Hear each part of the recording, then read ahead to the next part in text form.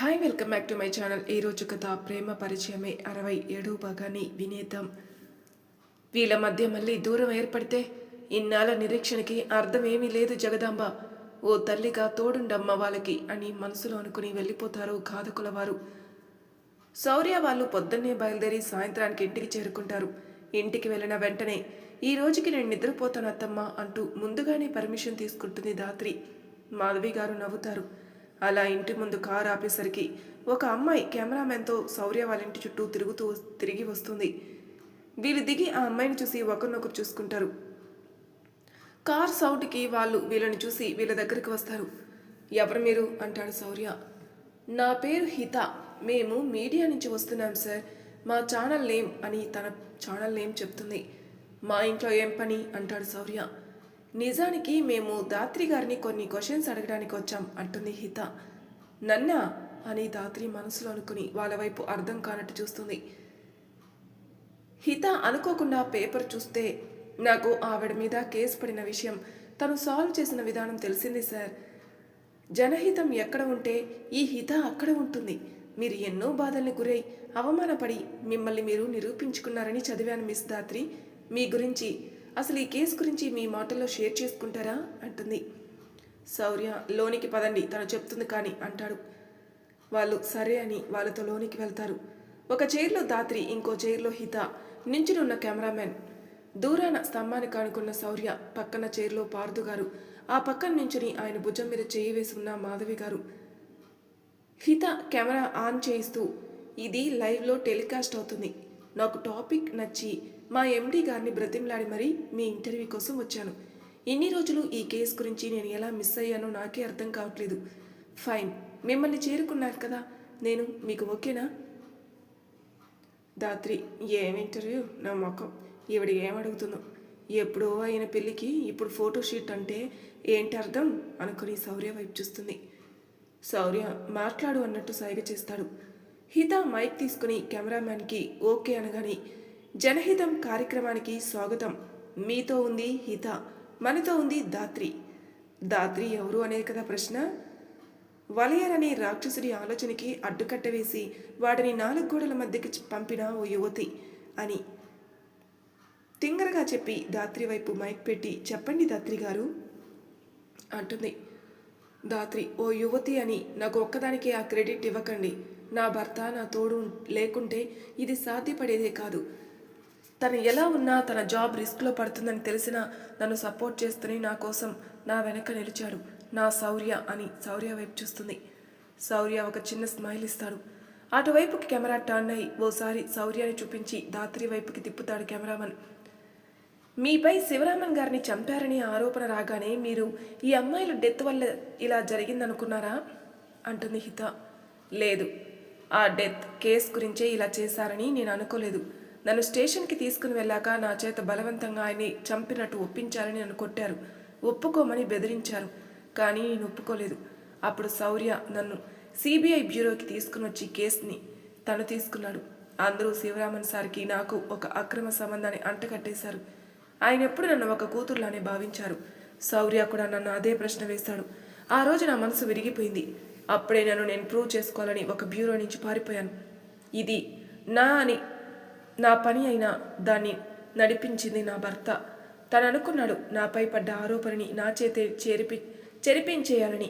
అక్కడి నుంచి నా ప్రయత్నాలు మొదలుపెట్టాను. అప్పుడే తెలిసింది ఈ అమ్మాయిల డెత్ గురించి సార్ రీసెర్చ్ చేశారని, అందుకే ఆయన్ని చంపేశారని. అందులోనూ నేను ఒక పార్ట్ కాబట్టి నన్ను జైలుకి పంపాలనుకున్నారని. హిత శౌర్య వైపుకి తిరిగి మీరెందుకు సార్ ఒక ఆఫీసర్గా మీ డ్యూటీ మీరు చేయకుండా తనకి ఆప్షన్ ఇచ్చారు? ఆ వలయర్ ఆమె ఆడది, నన్ను ఏమీ చేయగలదని చెప్పినట్టు చేస్తుంది, మనం తొక్కినట్టు ఉంటుందని భావించి ఇలా చేశాడు. వాడికి నొప్పి తెలిసేలా ఆ ఆడదే కొట్టాలని అనుకున్నాను. నా ధాత్రి సాధించింది అంటాడు శౌర్య. హౌ క్యూట్, మీ మధ్య అండర్స్టాండింగ్ వేరే లెవెల్. సరే, నెక్స్ట్ ప్రశ్న ధాత్రి గారు. ఒక అమ్మాయి పర్సనల్ థింగ్స్లో కెమికల్ యాడ్ అవుతుందని మీరు ఎలా కనుక్కున్నారు? చనిపోయిన అమ్మాయిల గర్భాశయం పగిలిపోతుందంటే అక్కడ ఏదో రియాక్షన్ జరుగుతుంది అనుకున్నాను. ఆ తర్వాత హేమంత్ అని సైంటిస్ట్ ల్యాబ్లో నేను ఆ థింగ్స్ని చూశాను. ఆఫ్టర్ దట్ చనిపోయిన అమ్మాయిల వాళ్ళ ఇంటిని సర్చ్ చేసినప్పుడు నాకు అవే ప్యాడ్స్ కనిపించాయి. సో డౌట్ వచ్చి చెక్ చేశాను. ఆ కాటన్లో నేను కెమికల్ని ఫైండ్ చేశా. మీకు ఎలాంటి అనుభవాన్ని ఇచ్చింది ఆ కేసు అంటుంది హిత. ఈ కేసు గురించి అనుభవం అంటే నన్ను నేను అనుకునేలా చేసింది ఇంకా అంటూ శౌర్య వైపు చూసి, నేను కనుక అలాంటి పరిస్థితుల్లో పడకపోతే నా శౌర్య ప్రేమ నాకు అర్థమయ్యేదే కాదు. తను ఎప్పుడూ నాతోనే ఉన్నాడు, నేనే అపార్థం చేసుకున్నాను, అనరాని మాటలు అన్నాను అని బాధగా శౌర్య వైపు చూసి, సారీ శౌర్య అంది. మన మధ్య సారీ అవసరమా అంటాడు శౌర్య. సార్ మీరు ఇలా రండి అని దాత్రి దగ్గరికి పిలుస్తుంది హిత. శౌర్య రాగానే దాత్రి కూడా లేచి నిలబడుతుంది. ఒక ఆఫీసర్గా ఒక భర్తగా మీ డ్యూటీని బాధ్యతతో నిర్వహించారు. అందరి కళ్ళు తెరిపించారు, అన్యాయంకి సంఖ్యలు వేశారు. Hats off to both of you అంటుంది హిత. శౌర్య దాత్రి ఒకరినొకరు కృతజ్ఞతగా చూసుకుంటారు. ఎన్ని అపార్థాలు వచ్చినా ప్రేమతో ఒక్కటిగా నిలబడ్డారని. లాస్ట్ క్వశ్చన్, మీకు కోర్టులో న్యాయం జరిగి ఉండకపోతే అంటుంది హిత. జరిగేది అప్పుడు కాకపోతే తర్వాత అయినా అంటుంది దాత్రి. అంత కాన్ఫిడెన్స్ ఏంటి దాత్రి గారు అంటుంది హిత. నా ప్రయత్నంలో నేను విఫలమైతే నెక్స్ట్ శౌర్య టార్గెట్ చేసేవాడు, నేను సాధించలేకపోతే తను సాధించేవాడు అని దాత్రి శౌర్య చేయి పట్టుకుని తన వైపు చూస్తూ, అప్పుడు వాళ్ళకి ఖచ్చితంగా శిక్ష పడేది. మీ హస్బెండ్పై అంత నమ్మకమా అంటుంది హిత. ఒక మనిషిపై ప్రాణమిచ్చేంత ప్రేమ ఉంటే నమ్మకం అనేది సర్వసాధారణం. నా శౌర్య అంటే నాకు ప్రాణం కన్నా ఎక్కువ అంటుంది దాత్రి. హిత నవ్వుతూ, మిమ్మల్ని చూస్తుంటే నాకు ఆనందంతో కన్నీళ్లు వచ్చేలా ఉన్నాయి. మీ లవ్ వావ్ అనిపించేలా ఉంది. దాత్రి గారు మీపై లవ్ని చెప్తూనే ఉన్నారు, మరి మీరు సార్? తను ఆల్రెడీ ప్రపంచానికి వినిపించేలా చెప్పాడు. మీరు రీసెంట్గా జాబ్లో జాయిన్ అయ్యారా అంటుంది దాత్రి. లేదు, నాది హైదరాబాద్, చిన్న వర్క్పై అక్కడి నుంచి వైజాగ్ వచ్చాను. ఇక్కడ ఈ కేసుని చూడగానే మిమ్మల్ని కలవాలని మాట్లాడాలని వచ్చాను అంటుంది హిత. ఓహో అంటుంది దాత్రి. సార్ ప్లీజ్ మా ప్రేక్షకుల కోసం మీ ప్రేమని మాటల్లో చెప్తారా? శౌర్య మాటల కోసమే చూస్తుంది దాత్రి. శౌర్య తన ప్రేమ నాకు మాటలు రానివ్వదు అని దాత్రి వైపు చూస్తూ, నిన్ను చూసిన తర్వాత తెలిసింది నేను నా ప్రాణాల్ని వదిలి ఇన్నాళ్ళు జీవిస్తున్నానని. నీతో జీవితం మొదలయ్యాకే తెలిసింది ఇంతటి అద్భుతాన్ని ఇన్నాళ్ళు దూరం అయ్యానని. నీ ప్రేమని అనుభూతి చెందాకే తెలిసింది నా ఇన్నాళ్ళ నిరీక్షణ గొప్పది అని. నువ్వే నేను, నేనే నువ్వు అన్నట్టు మారిపోయి ఒక్కటిగా నిలిచిపోదామా ఈ జీవితాన? నాకై నా తోడు వస్తావా నా జీవిత నావలో అని దాత్రి కళ్ళ వైపే చూస్తూ అడుగుతాడు. ఆ మాటల్ని గుండె లోతుల్లో దాచుకుంటూ తెలియకుండానే కళ్ళల్లో నీళ్ళతో చూస్తుంది. శౌర్య తన చుట్టూ చెయ్యి వేస్తాడు. హిత క్లాప్స్ కొట్టేసి, వాట్ ఏ ప్రపోజల్! ఇలా ప్రపోజ్ చేస్తే ఏ అమ్మాయి పడదు సార్ మీ కటౌట్కి అని నవ్వుతూ, సారీ అంది. మీ వాల్యుబుల్ టైంని మాతో షేర్ చేసుకున్నందుకు ధన్యవాదాలు. ఇక సెలవు అని కెమెరా వైపు చూడగానే ప్రోగ్రాం అయిపోతుంది. దీనిలో ఇంటర్వ్యూ చూసిన ఒక పర్సన్ ఆ టెలికాస్ట్ని ఇంకో పర్సన్కి చూపించి ఏదో చెప్తాడు. హిత దాత్రి శౌర్యాలతో, I'm very glad to meet you. మీలాంటి వాళ్ళని చూడలేదు నేను అస్సలు. మీ ప్రేమ, ఓ మై గాడ్, ఎవరికైనా ప్రేమ ఎంత బాగుంటుందో అనిపిస్తుంది. దాత్రి శౌర్య నవ్వి థ్యాంక్ యూ అంటారు. నేనే థ్యాంక్స్ చెప్పాలి, సంబంధం లేకుండా సమయం కాని సమయంలో వచ్చాను. నాకు మీ గురించి తెలుసుకోవాలనిపించి వచ్చాను.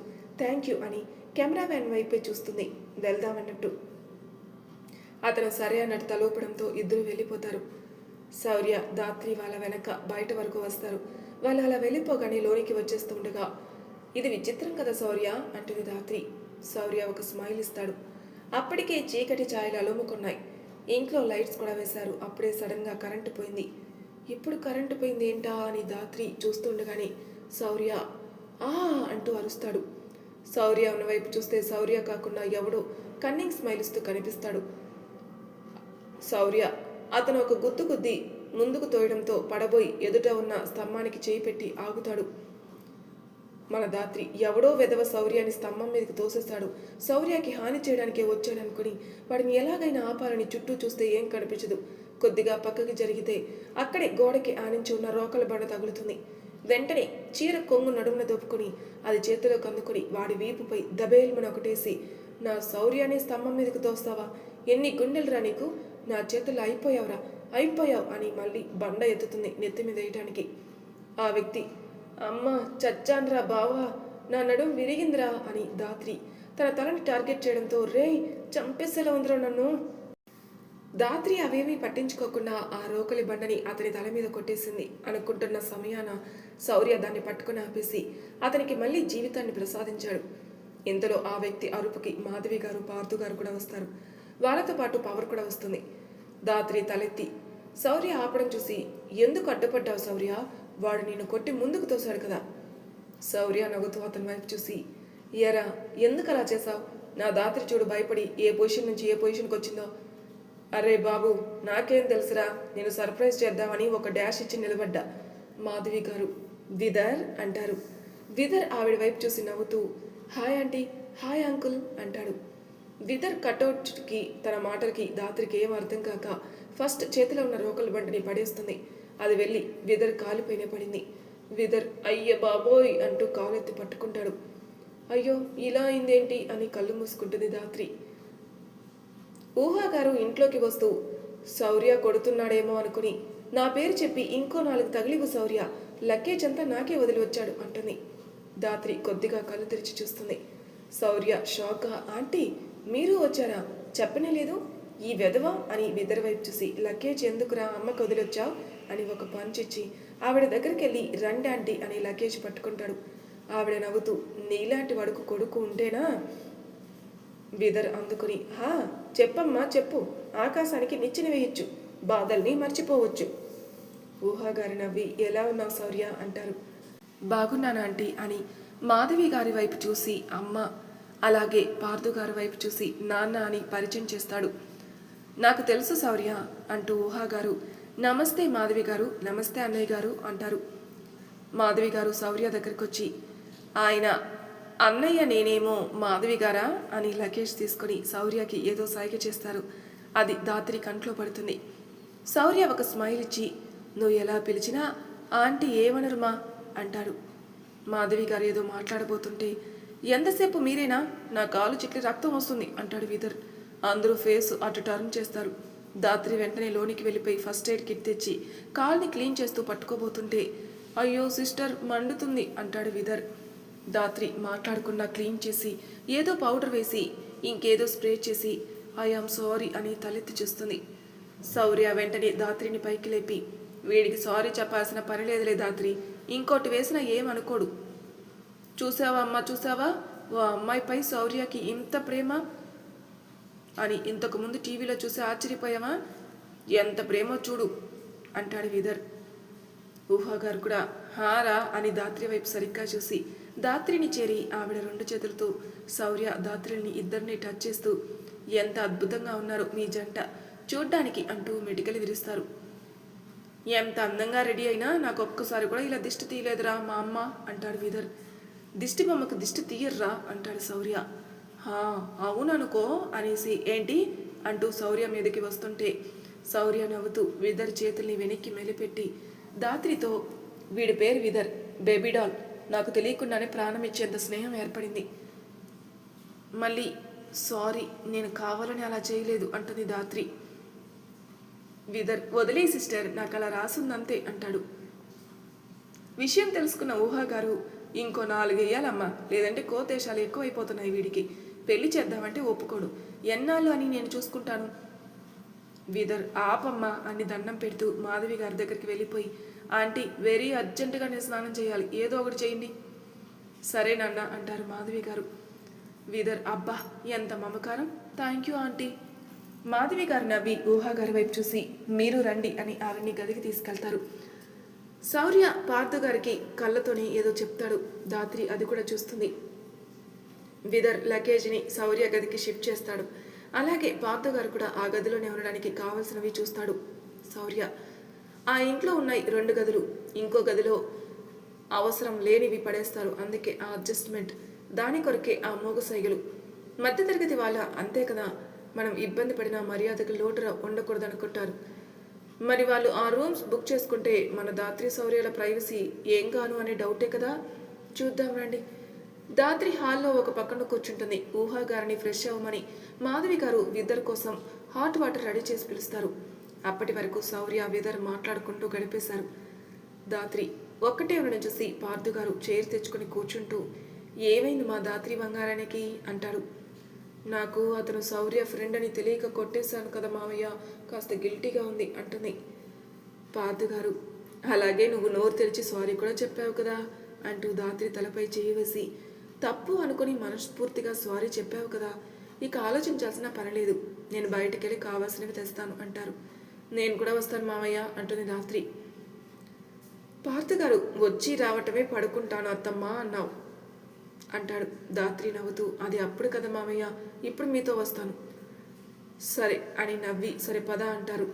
అలా ఇద్దరు మార్కెట్కి వెళ్తారు. కావాల్సినవి తీసుకుని 45 మినిట్స్లో వస్తారు. మాధవి గారు ఊహా గారు ఏవో మాట్లాడుకుంటుంటారు. శౌర్య విదర్ అప్పుడే మాటలు పూర్తి చేసి ఫ్రెష్ అవడానికి వెళ్తారు.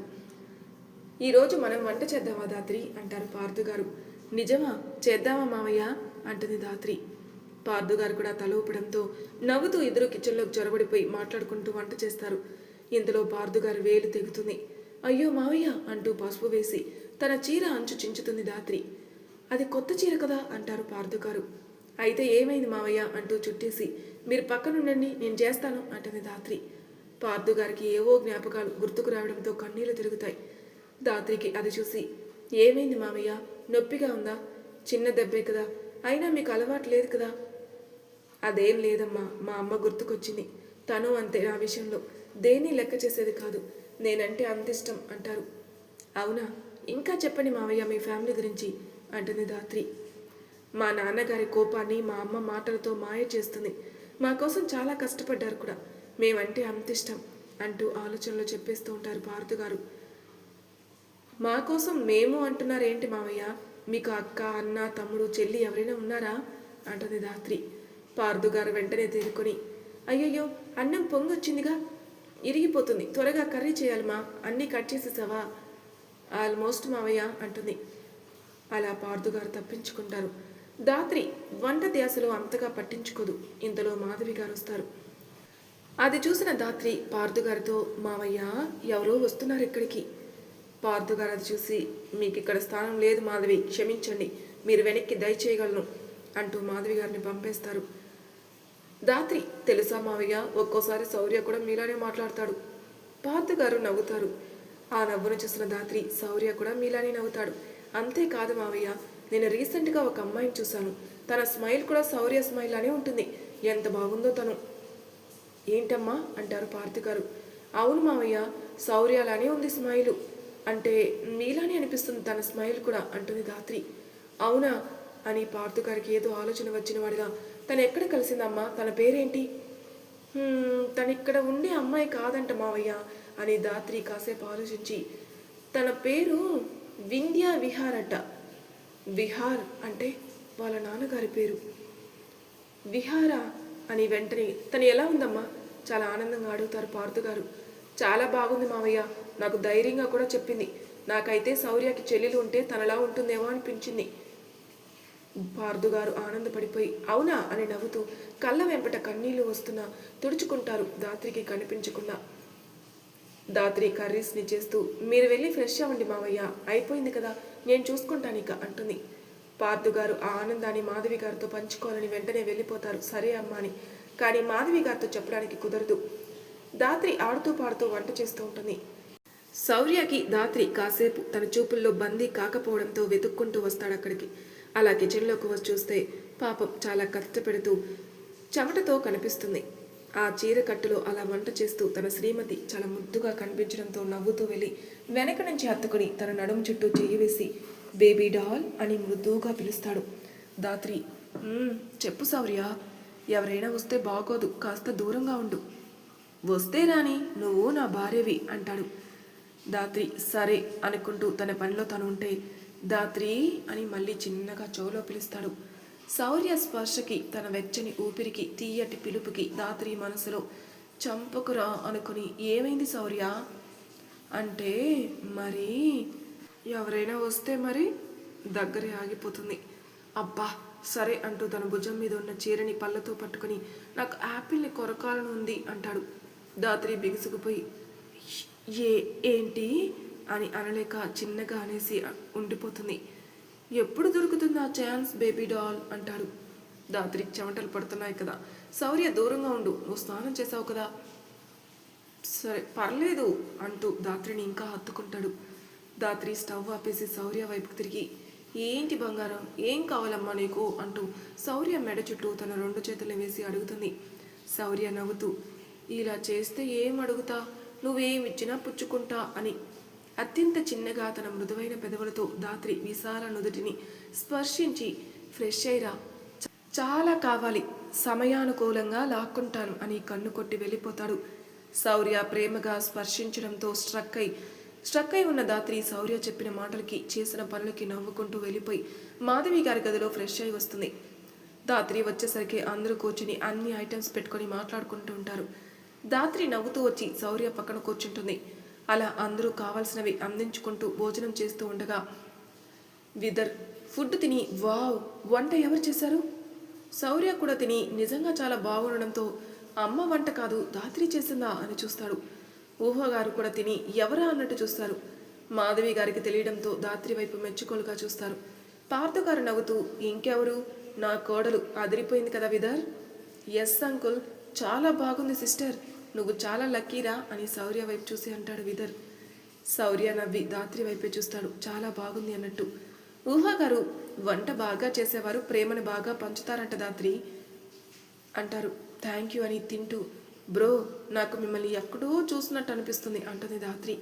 శౌర్యకి పొలం మారుతుంది, కొంప తీసి తనని ఫాలో అయినప్పుడు విదర్ని చూసిందా అని. దాత్రి వెంటనే వాటర్ ఇచ్చి, నెమ్మదిగా శౌర్య అని, ఎక్కడ చూసి ఉంటాను బ్రో అని అడిగింది. నన్న ఛాన్సే లేదు సిస్టర్ అంటాడు విదర్. దాత్రి ఒకసారి చూసి, మేబీ అలా అనిపిస్తుందేమోలే అనుకుని తింటూ ఉంది. అలా భోజనాలు ముగిశాక ఎవరికి వాళ్ళు అలసిపోయి ఉండడంతో గదులకు వెళ్ళిపోతారు. శౌర్య దాత్రిల గదికి, విదర్ అండ్ పార్థు గారు, మాధవి గారు, ఊహాగారు ఒక గదికెళ్ళి పడుకుంటారు. శౌర్య అక్కడే కూర్చుని దాత్రి వైపు చూసి, నాకు తెలుసు నువ్వు అలసిపోయావని బేబీ డాల్, ఒక్క నిమిషం అని చాప తెచ్చి పడుకుని, దా వచ్చి పడుకో అంటాడు. దాత్రి నవ్వుతూ వెళ్ళి శౌర్య పక్కన పడుకోకుండా శౌర్య తల పెట్టిన వైపుకు వెళ్ళి తన తలని శౌర్య భుజం మీద పెట్టి అటు పడుకుంటుంది. అలాగే శౌర్య తలని తన ఇంకో భుజం మీద పెట్టుకుని శౌర్య వైపే చూస్తుంది. శౌర్య కూడా దాత్రి వైపే చూస్తాడు. ఇందాక రూమ్స్ కోసమా అత్తమ్మ మాయతో నువ్వు సైకిల్ చేసింది? అవును అని నవ్వుతాడు శౌర్య. దాత్రి కూడా నవ్వుతూ శౌర్య వైపే చూస్తే శౌర్య దాత్రి బుగ్గపై ముద్దిస్తాడు. అలానే ఇద్దరు బోలెడని ముచ్చట్లు చెప్పుకుంటూ నిద్రలోకి జారుకుంటారు. విదర్కి కొత్త ప్లేస్ అవడంతో నిద్ర పట్టక బయటకు వచ్చి వాళ్ళని అలా చూసి నవ్వుతూ ఒక ఫోటో తీసి లోనికి వెళ్ళిపోతాడు. మరి తర్వాయి భాగంలో ఏం జరుగుతుందో నెక్స్ట్ ఎపిసోడ్లో తెలుసుకుందాం. అంతవరకు నా ఛానల్ సబ్స్క్రైబ్ చేయని వాళ్ళు ప్లీజ్ సబ్స్క్రైబ్ చేసుకోండి, లైక్ చేసి షేర్ చేయండి, మీ అభిప్రాయాలు నాకు కామెంట్ రూపంలో తెలియజేయండి. Thank you for listening.